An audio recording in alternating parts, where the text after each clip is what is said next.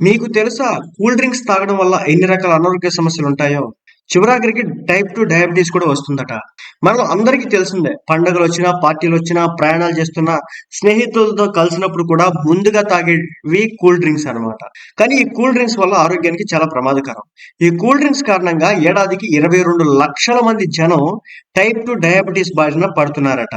అదేవిధంగా అమెరికాలోని tufts university చేసినటువంటి పరిశోధనల ప్రకారం ప్రతి ఏడాది ప్రపంచవ్యాప్తంగా 22 లక్షల మంది టైప్ 2 డయాబెటీస్ బారిన పడుతున్నారు. వీరిలో 9.8% మంది కూల్ డ్రింక్స్ తాగడం కారణంగానే గురవుతున్నారు. అంతేకాకుండా 12 లక్షల మందికి ఈ కూల్ డ్రింక్స్ తాగడం కారణంగా గుండె సంబంధిత సమస్యలు కూడా వస్తున్నాయి. ఈ డ్రింక్స్ లో అధిక చక్కెరలు కలిగి ఉండడం వల్ల శరీరంలో గ్లూకోజ్ స్థాయిలు పెరుగుతాయి. ఇన్సులిన్ ఉత్పత్తి తగ్గిపోతుంది. టైప్ 2 డయాబెటీస్ గుండె జబ్బులకు కారణమవుతుంది.